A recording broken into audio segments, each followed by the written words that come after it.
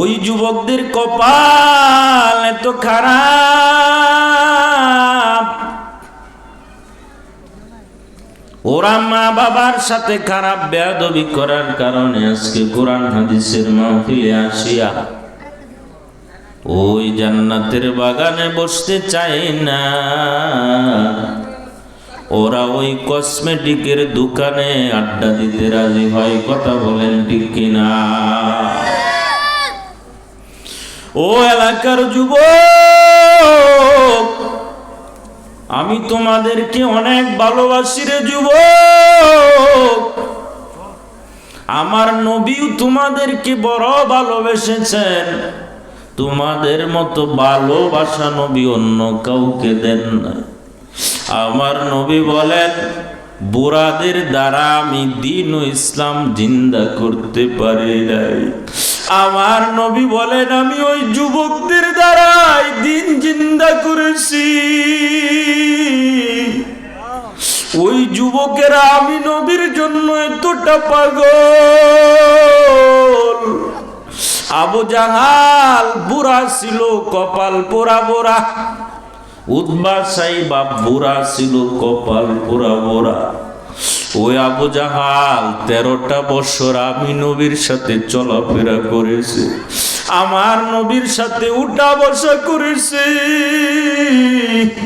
আমার নবীর সাথে একসাথে খানা খাইছে। কিন্তু এতটা কপাল পোড়া ওই আবু জাহালের ভাগ্যে কালেমা জুটে নাই। কথা বলেন ঠিক কিনা? ও যুবকের, আজকে যারা মাইকের আওয়াজ শুনতে সরে যুবক, তোমরা কপাল পোড়া হও। আমরা উলামায়ে কিরাম চাই না, কারণ আমরা তোমাদের বন্ধু, তোমাদের দুশমন না। ও যুবক, আমি একজন যুবক মানুষ হইয়া যদি প্রতিদিন কোরআনের খেদমতে থাকতে পারি, দ্বীনের খেদমতে থাকতে পারি, ও যুবক তুমি কেন পারো না রে যুবক? কোন সময় জানি আজরাইল এসে তোমার রূহটা নিয়ে যায়, কোন সময় জানি তোমার পরকালের ঠিকানা হাজির, কোন সময় জানি তুমি চলে যাও। কত যুবক সন্ধ্যার সময় ঘুমায়, রাত্রের 12টার সময় ভিতর থেকে রুহটা চলে যায়। সকালবেলা শরীরটা শক্ত, মা দরজায় যায় আঘাত দেয়, ওরে বাবা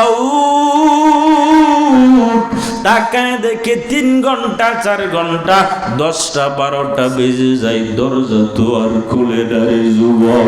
হঠাৎ করে ওই বাড়ির মানুষ চাচা যেটাকে ডাকিয়ে বলে, তাড়াতাড়ি দরজাটা খুলে, আমার খোকা কিন্তু 8টার পরে ঘুমায় না। দরজাটা খুলিয়া দেখে শরীরটা শক্ত।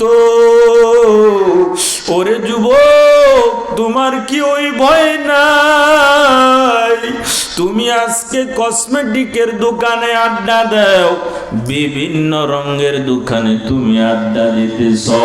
আজকে এই জান্নাতের বাগান দীর্ঘ 1 বছর পরে এলাকাবাসী যুবকেরা মুরব্বীরা সাজাইছে, আগামীতে আর 1 বছর পরে হবে। কথা বলেন ঠিক কিনা? এই মাহফিলে আমি টানা 3 বার আসছি। কয়বার? 3 বার আসছি রে যুবক, শুধু তোমাদের ভালোবাসার কারণে। মাওলানা এনামুল হক ফকির সাহেব বারবার একবারও মিস করে না, বলে হুজুর আপনার আসতে হবে। যদিও অনেক উলামায়ে কিরাম প্রয়োজনে আপনাকে আসার পরে সময় দিব। আজকেও 3টা প্রোগ্রাম, এই প্রথম প্রোগ্রাম আপনাদের এখানে বয়ান শেষ করে তারপরে ওই কালাইজানি যেতে হবে, এখান থেকে আবার বেঙ্গরোলা যেতে হবে। কথা বুঝছেন কিনা? এত আদর কইরা ডাইকা, এত স্নেহ দিয়া পায়ে ধরে ধরে যদি যুবকদেরকে জান্নাতের বাগানে না আসে, তাহলে আমাদের আর কি করা? ওরে বাবা, এজন্য যুবকদেরকে নবী সব চাইতে বেশি ভালোবাসতেন রে বাবা। এত পরিমাণ ভালোবাসা নবী অন্য কাউকে দেন নাই। নবীর দিকে তাকাইয়া কত যুবক কালেমাওয়ালা মুসলমান হয়ে গেছে। ওরে বাবা, এই দুনিয়াটা কিছুই না, কোন সময় জানি কার মৃত্যুর ডাক এসে যায়, কোন সময় জানি পরপারে চলে যেতে হয়। এজন্য এলাকার যুবকদেরকে বলবো, ও কপাল পুরা যুবক, আয় আয় ওই জান্নাতের বাগানে আয়, তোর সুন্দর চেহারাটা আমি একটু দেখি রে যুবক।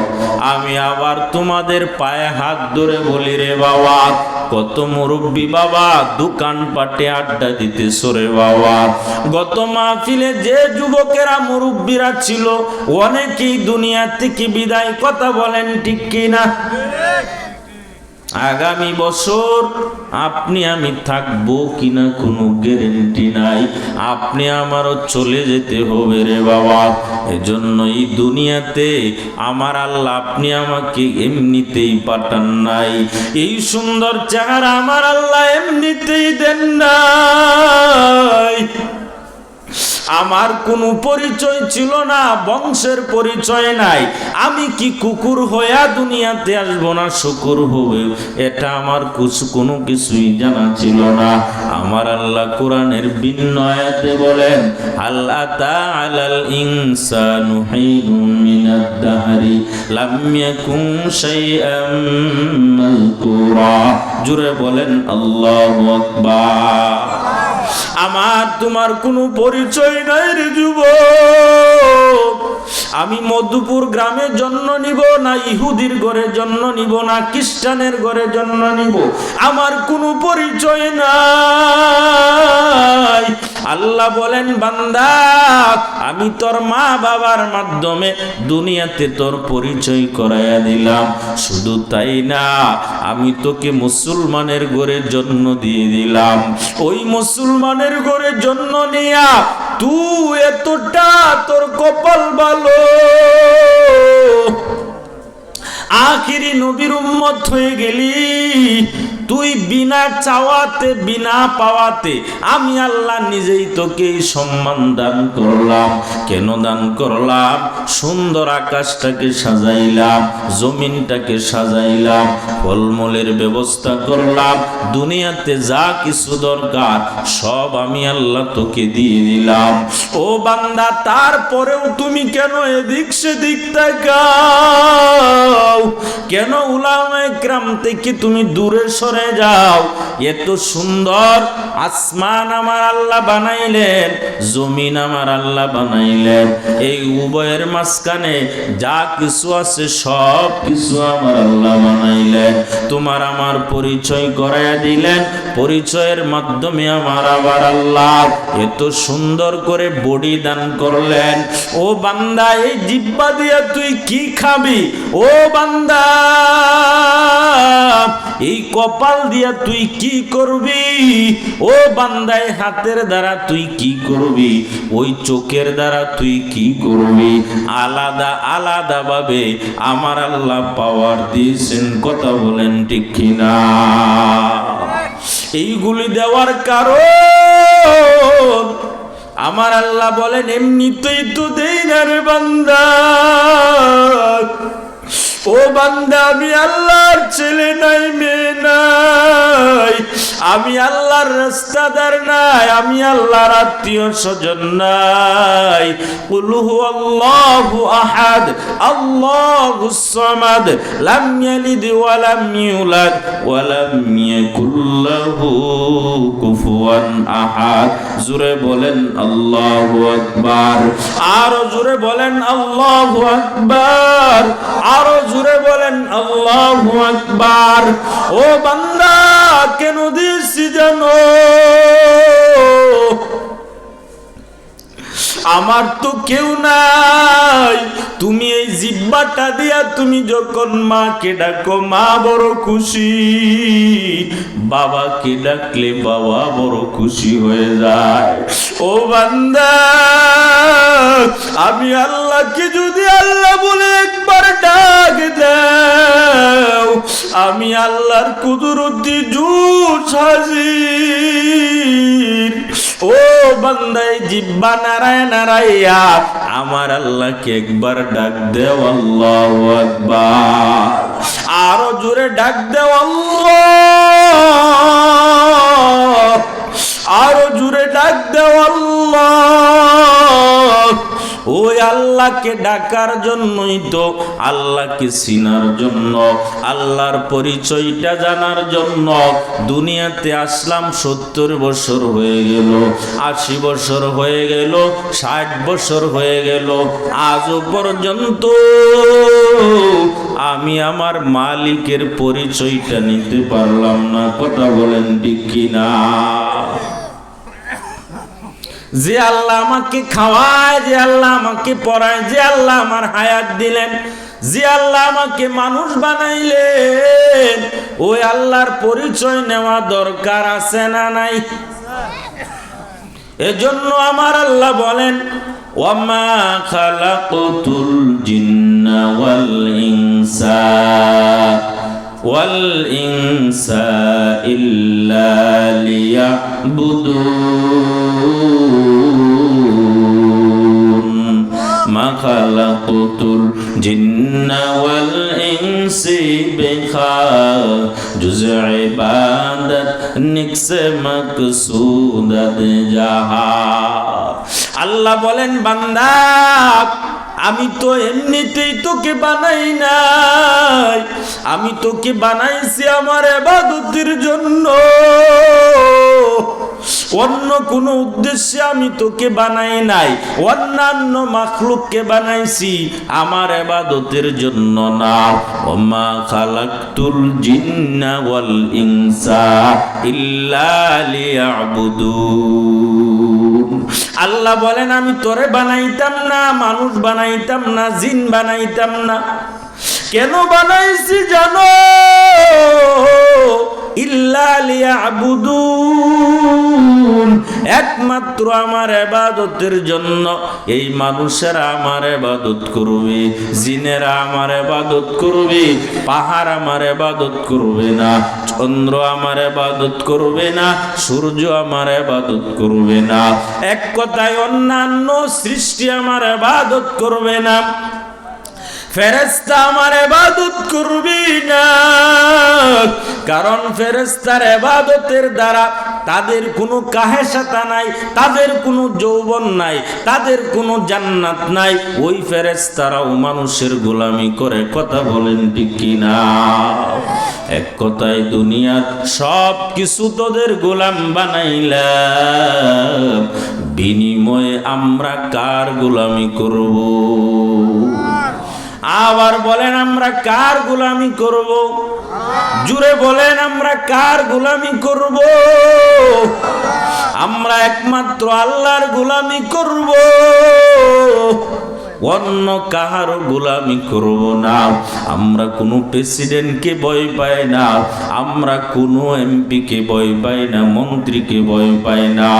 আমরা ভয় পাই একমাত্র আমার মালিক। কেন? ওই মালিকের সামনে কি জবাব দিব? মালিকের সামনে কি নিয়ে দাঁড়াইব? ইবাদত করতে গেলেও তো ইবাদতের সিস্টেম জানা থাকা দরকার আছে না নাই?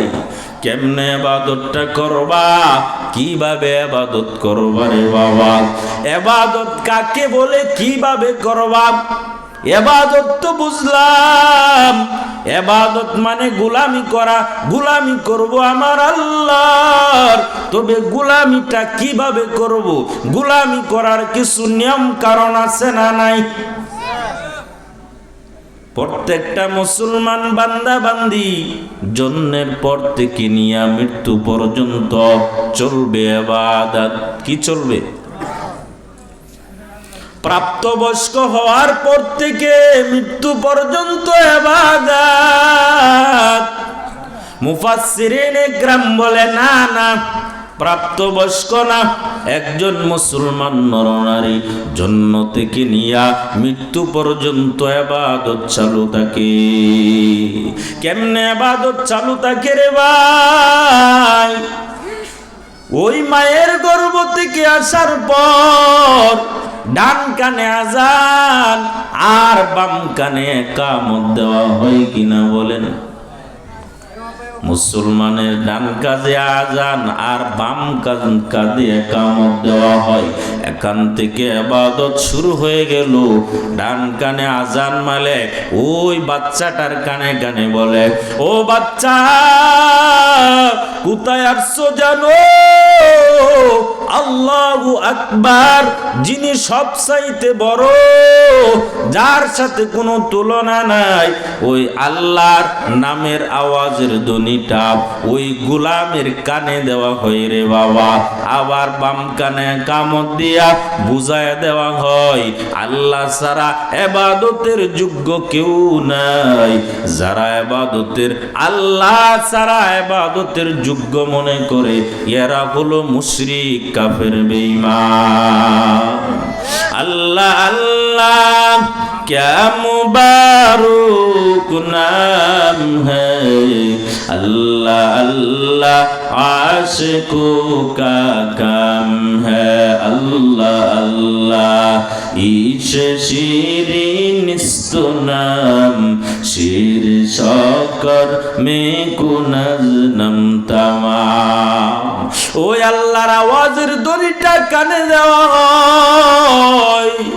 কিছুদিন তারপরে 3 দিন 4 দিন পরে একটা ভালো নাম রাখা হয়। কথা বলেন ঠিক কিনা? সুন্দর একটা নাম রাখা হয়। তারপরে 2-4 দিন পরে ওই ছেলে মেয়ের নামে আকিকা করা হয়। কথা বলেন ঠিক কিনা? ওই দেখেন জন্ম থেকেই তো ইবাদত চালু হয়ে গেল। জন্ম থেকে ইবাদত চালু, আকিকা করা সুন্নত, আকিকা চালু হয়ে গেল। সুন্দর নাম রাখা হলো রে বাবা। ডান কানে আজান বাম কানে ইকামত দেওয়া হলো। তারপরে কিছুদিন পরে বাচ্চাটা যখন 5 বছর 6 বছর 7 বছর হয়, মুফাসসিরিনে কিরাম বলেন ওই বাচ্চাকে আদব শিখাও। আমার আল্লাহর নামটা বাচ্চার সামনে বেশি বেশি করে বলো। ওই বাচ্চার সামনে আহলে হকদের নাম বেশি বেশি করে বলো, কারণ ওই বাচ্চা যেন মুশরিক না হয়। ওই বাচ্চার কানে যেন গানের আওয়াজ না যায়। বাচ্চার কানে যদি গানের আওয়াজ যায়, বাচ্চা গান শিখবে। কথা বলেন ঠিক কিনা? আজকে কত যুবকেরা আছে 5 বছরের বাচ্চার হাতে মোবাইল দেয়। বাচ্চা ওই মোবাইলে গান শুনে শুনে শুনে শুনে আস্তে করে শিখে ফেলে, কারণ বাচ্চার ব্রেনটা তো পরিষ্কার। আর যদি ওই বাচ্চাকে কোরআনের আয়াত শিক্ষা দিত, আর যদি ওই বাচ্চাটাকে আমার নবীর হাদিস শিক্ষা দিত, ওই বাচ্চাটা তাই শিখতো। কথা বলেন ঠিক কিনা? এই হয়ে গেল ইবাদত চালু, আখলাক শিখতেছে বাচ্চা। ও বাবা, তারপরে যখন 7 বছর হয়, নামাজের তাকিদ দাও, নামাজ আদায় করতে হবে, ছেলে হোক অথবা মেয়ে হোক। 12 বছর হয়ে গেলে নামাজের তাকিদ দাও। ওই সময় যদি নামাজ না পড়ো, পিতার একজন পিতার উচিত ওই বাচ্চাটাকে বেতের আঘাত দেওয়া। কেন নামাজ পড়লে না? আমি তো মুসলমান, তুই কেন নামাজ পড়লি না? আমাদের এলাকার ভিতরে এমন অবস্থা দেখা যায়, বাবা নামাজ পড়ে না, এজন্য ছেলেকে নামাজের তাকিদ দিতে পারে না। কথা বলেন ঠিক কিনা? নিজে না নিজের নামাজ নাই, ছেলেকে নামাজের তাকিদ কেমনে দিবে? এমন মুসলমান আছো নামাজ তো জোরের কথা, বছরে 2টা ঈদের মাঠেও নামাজ পড়ে না। কথা বলেন ঠিক কিনা? কোনো মানুষ মারা গেলে জানাজায় যায় না। আমি বলি ওই বেঈমান হলো মুশরিক, ওই বেঈমান হলো কাফের। কেন? আমার নবী বলেন কাফের এবং মুসলমানের মধ্যে পার্থক্য হলো নামাজ। বাইনাল আবদি ওয়া বাইনাল কুফরি তারাকতুস সালাত তারকুস সালাত। নবী বলেন কাফের এবং বেঈমান, কাফের এবং মুসলমানের মধ্যে পার্থক্য হলো নামাজ। ওই নামাজটা আমার সন্তানকে 7 বছর বয়স থেকে শেখানো দরকার আছে না নাই? ও কোন চুসতি নামাজে পাঞ্জে গানা ফাওয়াইলুল লিল মুসাল্লিনাল্লাযিনা মুমিনারা। এ নামাজ এমদাদ দাম ইস্তাইনু আয়াতে কুরআবাকা আয়াতে কদ আফলাহারা ইয়াদিকুন কওলুকুম দার মানি আজদিল সাদিকুন। জোরে বলেন আল্লাহু আকবার। এই যে নামাজ চালু হয়ে গেল, 12 বছর থেকে নামাজ অবশ্যই পড়তে হবে। যদি না পড়ে মুশরিক। কথা বুঝছেন কিনা? নামদারি মুসলমানের দাম নাই রে যুবক। কারণ এই উমর ফারুক মুসলিম কিছুক্ষণ আগে যে বয়ান করলেন, আরো কত মুসলিম হইতেছে। এরা চিন্তা করে দেখতেছে না না, আমরা যে মূর্তি পূজা করি সব হলো শিরিক। আমরা যে পুতুল পূজা করি, সূর্যের পূজা করি, গাছের পূজা করি, সব হলো শিরিক। কিন্তু আমরা মুসলমান হয়ে বুঝলাম না এরা কতটা দরদ নিয়ে দিন ও ইসলামে আসতেছে। যারা এই দিন ও ইসলামের ছায়া তলে আসতেছে এদের কোনো ভয় নাই রে বাবা। বুলেট বোমা দুজি ওই শরীরে পিট করে দাও, তারপরে ওদের গায়ে লাগবে না। বলেন নো মুসলিমেরা এত বুক ফাটা বয়ান কেন করে? এদের তো কোনো ভয় নাই। ভয় কেন থাকবে রে মুমিন? মুসলমানেরা তো কাউকে ভয় করে না আমার আল্লাহ ব্যতীত। কথা বলেন ঠিক কি না? ওয়ালা তাহিনু ওয়ালা তাহজানু ওয়া আনতুমুল আ'লাউন ওয়া আনতুমুল আ'লাউনা ইন কুনতুম মুমিনিন। জোরে বলেন আল্লাহু আকবার। তাহলে ওই 12 বছর থেকে নামাজ চালু হয়ে গেল। আমার দৃষ্টি রাখা দরকার। আমার ঘরে 12 বছরের একটা যুবক আছে, আমার ছেলে নামাজ পড়ে কিনা, আমার ঘরে মেয়ে আছে নামাজ আদায় করে কিনা। আজও পর্যন্ত আমার মনে হয় কোনো পিতা মাতা দায়িত্বের সাথে ছেলে মেয়েকে নামাজের আদেশ করে না। দুজি না করো, সামনে কিন্তু মহা বিপদ। কারণ ওই ছেলে মেয়ে যায় অভিযোগ করবে হাসরের ময়দানে, বলবে আল্লাহ আমি জাহান্নামে যাব, আমি জাহান্নামে যেতে চাই। ঠিক আমাকে জাহান্নামে অবধারিত হয়েছে, কিন্তু আমার ওই পিতামাতা আমাকে কোনোদিন নামাজের আদেশ করে নাই। পিতামাতা আমাকে এই আল ইকরা কওমি মাদ্রাসায় ভর্তি করে নাই। আলিফ বা তা সা এগুলো আমাকে শিক্ষা দেয় না। আমার পিতামাতা কোনো হুজুরের সাথে আমাকে সাক্ষাৎ করায় দেয় নাই। এজন্য আমরা পথভ্রষ্ট হয়ে গেছি। আজকে ওই পিতামাতার বুকের ভিতরে পাড়া দিয়া তারপরে জাহান্নামে চলে যাব। জুড়ে বলেন নাউজুবিল্লাহ। তাহলে পিতামাতা ছেলে মেয়েকে নামাজের তাকিদ দেওয়া কার দায়িত্ব? কথা বলেন না কেন? পিতামাতার দায়িত্ব। ছেলের বয়স হয়ে গেছে 19 বছর, 23 বছর, 28 বছর, তারপরেও বিবাহের খবর নাই। এলাকার যত যুবতী মেয়ে আছে ওদের জীবন শেষ। আর গুনাহ করতে করতে করতে করতে এমন পর্যায়ে গেছে এখন আর গুনাহটা তার কাছে গুনাহই মনে হয় না। কথা বলেন ঠিক কিনা? ওই ছেলের বয়স যখন 18 হয় অথবা 16 হয়, ওই সময় বিবাহের প্রস্তাব দেও। মেয়ের বয়সটা যখন 12, 13, 14, 15 হয় বিবাহ দিয়ে দাও। মেয়ের কাছে জিজ্ঞাসা করো, মা বিবাহ দিব, আপনি কি বলেন? ওই মেয়ের থেকে অনুমতি নেও, ছেলের থেকে অনুমতি নেওয়া দরকার। আর যারা বলে 22 বছরের আগে বিবাহ হবে না, বুঝে নিবেন এরা টাটকা ভণ্ড বেঈমান নামে বড় বাটপার। এই সমাজে এগুলো আছে না নাই? কথা বলেন না কেন? আছে না নাই? এজন্য নামাজের তাকিদ দাও, তারপরে বিবাহ শাদী করাও। ও নবীর উম্মতের দল, হযরত সালমান ফারসি রাদিয়াল্লাহু তাআলা আনহু একদিন তাকায় দেখে বেঈমানেরা সালমানকে দেখে তিরস্কার করা শুরু করে দিল। ও বেঈমানের দল বলেন, কাদা আল্লামাকুম নাবিয়ুকুম কুল্লা শাইইন হাত্তাল কিরাআ। ও সালমান, তোমাদের নবী এমন একজন নবী, এমন একজন আদর্শবান নবী, যে নবী তোমাদেরকে শুধু নামাজ শিক্ষা দেয় না, রোজা শিক্ষা দেয় না, বিবাহ শাদী শিক্ষা দেয় না, যে নবী তোমাদেরকে বাথরুমের বিষয়টাও শিক্ষা দেয়।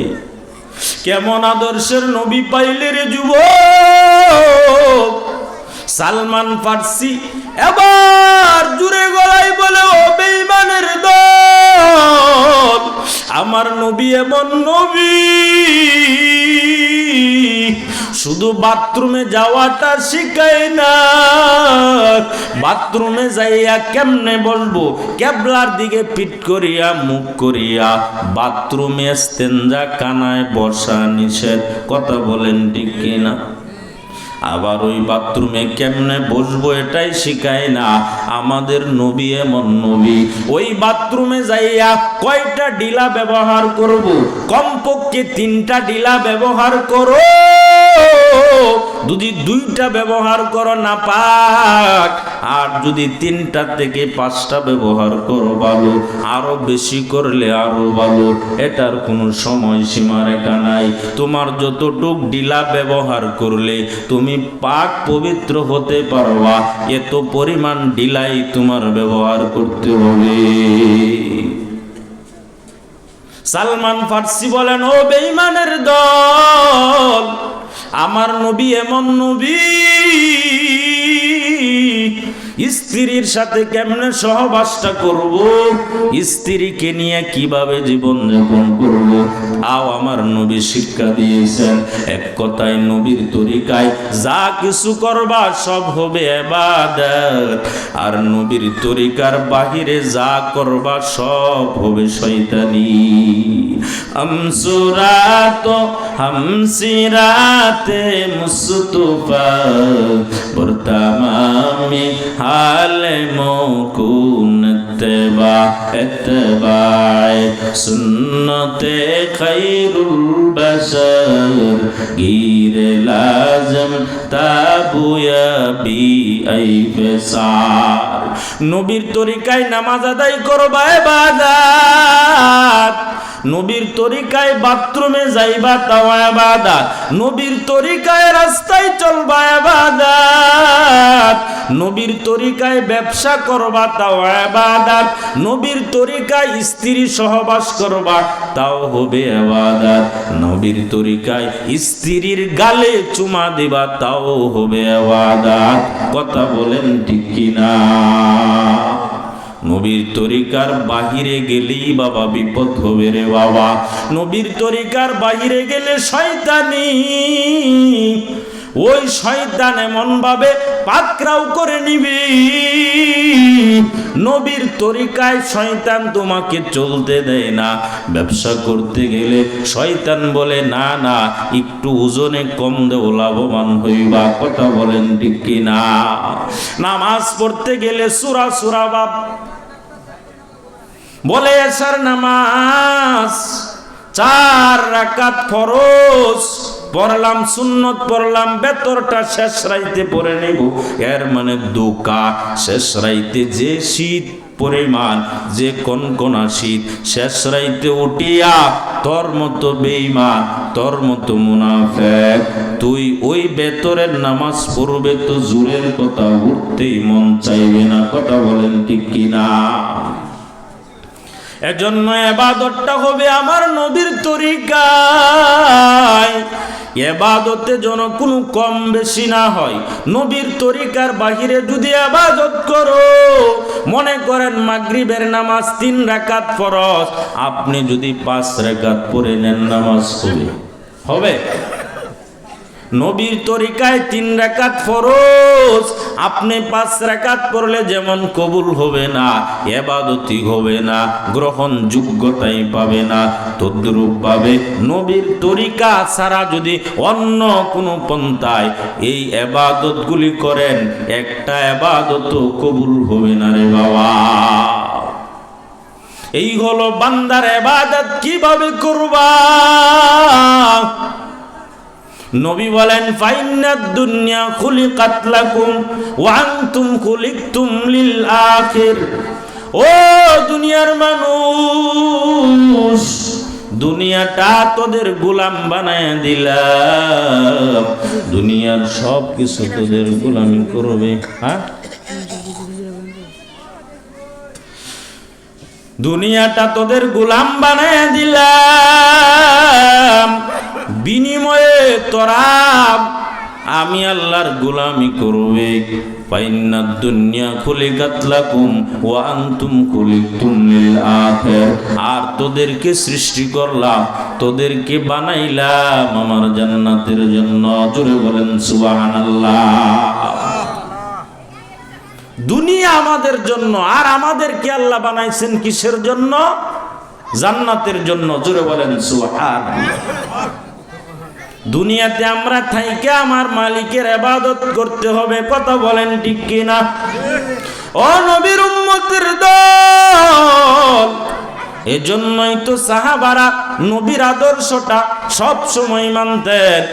আমিনু কামা আমানুন নাস, আমার নবী যেইভাবে চলতেন, যেইভাবে আমার নবী ইবাদত করতেন, আমার নবী যেইভাবে রুকু সাজদা দিতেন, সাহাবারা দেখিয়া দেখিয়া দেখিয়া দেখিয়া দেখিয়া দেখিয়া সেইভাবে ইবাদত করত। আমার নবী যেইভাবে খানা খাইতেন, সাহাবারা সেইভাবে খানা খাইতো। আমার নবী যেইভাবে রাস্তা দিয়ে হাঁটতেন, সাহাবারা এইভাবে রাস্তা দিয়ে হাঁটতো। ও আল্লাহর বান্দা বান্দির দল, ওই নবীর আদর্শ ছাড়া দ্বিতীয় কোনো আদর্শই জমিনে নাই রে বাবা। নবীর আদর্শ ছাড়া যত আদর্শ সব হলো নাপাক। কাল মার্ক্সের আদর্শ নাপাক, লেনিনের আদর্শ নাপাক, যত বেঈমান কাফের আছে সব বেঈমানের আদর্শ নাপাক, একমাত্র মদিনার নবীর আদর্শ পাক। ইমামুল আউয়ালিন ওয়াল আখিরিন, বহরে সাদাকা রাহমাতাল লিল আলামিন, সাইয়্যিদুল কাওনাইন খাতামুল মুরসালিন, আখিরামুদ বুয়াদ ফকরুল আউয়ালিন। জোরে বলেন আল্লাহু আকবার। আমার নবীর আদর্শ ছাড়া কোনো আদর্শ নাই। ও মুসলমানের দল, আমার নবীকে নিয়ে যারা কটূক্তি করে, আমার নবীকে নিয়ে যারা ব্যঙ্গ করে, আমার নবীকে নিয়ে যারা বিভিন্ন পোস্টার বিভিন্নভাবে ষড়যন্ত্র করে অপমানিত করতে চায়, আর এই সংবাদ শুনে যে মুসলমানরা করে বসে থাকে, এরা নবীর আশিক না, এরা হলো নবীর সবচেয়ে বড় দুশমন। এই বাংলার জমিনে আমার নবীকে যদি কেউ কটূক্তি করতে চায়, যদি আমার নবীর বিরুদ্ধে কথা বলে, যদি আহলে হকদের বিরুদ্ধে কথা বলে, আল্লাহর কসম করে বলে রে মুমিনের দল, আমরা মুসলমানেরা কল্লা দিতে পারি, কোন বেঈমানের সাথে আপোষ করতে পারবো না। কথা ঠিক কিনা? কোন বেঈমানের সাথে আপোষ চলবে না। 5ই আগস্টে মনে করতেছো বুঝি আমাদের চূড়ান্ত বিজয় হয়ে গেল? না না, 5ই আগস্টের বিজয় নিয়ে আমাদের রং তামসা করার কিছু নাই রে বাবা। এই বিজয় তো মুসলমানদের বিজয় না, এই বিজয় হলো যারা চলে গেছে আরেক দল এসে ওদের মতনই আচরণ করবে। কথা বলেন ঠিক কিনা? বিদায় এই বিজয় নিয়ে আমাদের মাথা ব্যথার কোনো কারণ আমাদের বিজয় তো ওই দিন যেদিন মুসলমানেরা এরকম জান্নাতের বাগানে বসে বসে বসে উলামায়ে কেরাম আহলে হকেরা মন ভরে বয়ান করবে, কেউ বাধা দিবে না। গতকালকের ঘটনা, এর আগেও দেখেছি রে বাবা, প্রতিদিন দেখতেছি, এখনো পর্যন্ত বিভিন্ন হেমবিল পোস্টারে ওই রাজনীতিবিদ বেঈমানদের নাম না দেওয়ার কারণে আজও পর্যন্ত ওই মাহফিলগুলি ভেঙ্গে দেওয়া হচ্ছে। এখন তো আর আওয়ামী লীগ নাই। আপনাদের কাছে প্রশ্ন, তাহলে ওই বিজয় আমাদের চূড়ান্ত হয় নাই? কথা বলেন ঠিক কিনা? জোরে বলেন ঠিক কিনা? আরো জোরে বলেন ঠিক কিনা? ও যুবক, যদি হেমবিল পোস্টারে কোনো নেতার নাম না দেওয়া হয়, কোনো এসপিডিসির নাম না দেওয়া হয়, তাহলে এটার দ্বারা যদি এই দেশে এখনো পর্যন্ত জুলুম অত্যাচার নির্যাতন সহ্য করতে হয়, তাহলে এত বুঝে নিলাম এখনো আমাদের পুরা স্বাধীনতা অর্জন হয় নাই। আগে তো আওয়ামী লীগ করতো, এখন কারা করে? প্রশ্ন হইল আমার এটা। তুমি কত বড় নেতা, তোমার নাম হেমবিলে না দিলে তোমার এত পাওয়ার কে দিয়েছে? তুমি মাহফিল ভেঙ্গে দাও। এরকম বেহায়া নিলজ্জা দ্বারা যখন আপনাদের কাছে ভোট চাইতে আসে, ওদেরকে জুতা মারবেন, জুতা। কথা বুঝছেন কিনা? ওদের এই দেশে বাস্তবায়িত করার কোনো অধিকার নাই, কারণ এরা উলামায়ে কেরামের শত্রু। কথা বুঝছেন কিনা? সুরের কথা বলে আমাদের সরলতা বাপ দেখাইয়া আমাদের কাছ থেকে তোমরা অধিকার নেও, কিন্তু বাস্তবে তা কিছুই না, বরং আমাদের উপর জুলুম করো। কথা বলেন ঠিক কিনা? এই সুযোগ আর দিবেন না। আমরা উলামায়ে কেরামকে ভালোবাসি ঠিক, কিন্তু উলামায়ে কেরাম যখন ওই ক্ষমতা দাঁড়াইতে চায় আমরা তাদেরকে ভোট দেই না। কথা ঠিক না বেঠিক? এখন থেকে এই ভুল আর করবেন না। এই দেশে রাজনীতি করবে উলামায়ে কেরাম, এই দেশে নেতৃত্ব দিবে উলামায়ে কেরাম। চাই সে হেফাজতে ইসলাম হোক, চাই যুব মজলিস হোক, চাই চরমুনাই হোক, চাই আপনার জমিয়তে উলামা হোক, যেই হোক না কেন, এই দেশে আমরা উলামায়ে কেরামদেরকে রাজনীতিতে দেখতে চাই। উলামায়ে কেরাম নেতৃত্ব দিবে, কোন কুলাঙ্গার নাস্তিকেরা এই দেশে নেতৃত্ব দিতে পারবে না। কথা বলেন ঠিক কিনা? আমরা একটু হুঁশিয়ার হই। কথা বুঝছেন কিনা? আল্লাহ আমাদের সবাইকে বোঝার তৌফিক দান করুন। সকলে বলেন আমিন। তাহলে ইবাদত প্রত্যেকটা কাজে ক্ষেত্রে সব সময় সর্বদাই নবীর তরিকায় ইবাদত হবে, অন্য কোন তরিকায় ইবাদত হতে পারে না। কথা বুঝছেন কিনা? অন্য কোন তরিকায় ইবাদত চলবে না। যদি অন্য তরিকায় হয় তাহলে বুঝে নিবেন আপনি ভুলের পথে আছেন। কোনো বন্ড বাবার তরিকায় ইবাদত হবে না, বন্ড এই জমিনে থাকতে পারবে না, কোনো নাস্তিক মুরতাদ থাকতে পারবে না। কারণ এই দেশটা হলো শাহজালালের দেশ, এই দেশ হলো আহমদ শফির দেশ, এই দেশ হলো বালিয়ার গিয়াসউদ্দিন রহমাতুল্লাহ আলাইহির দেশ, এই দেশ হাফিজি হুজুরের দেশ, এই দেশ মুফতি আমিনীর দেশ। এই দেশে কোনো বাতিল কখনোই থাকতে পারে না। কথা বলেন ঠিক কিনা? নারে তাকবীর, নারে তাকবীর, নারে তাকবীর। আল্লাহ আমাদেরকে সঠিক বুঝ দান করুন। সকলে বলেন আমিন। ওয়া আখিরু দাওয়ানা আনিল হামদুলিল্লাহি রাব্বিল আলামিন। আসসালামু আলাইকুম ওয়া রাহমাতুল্লাহি ওয়া বারাকাতুহু।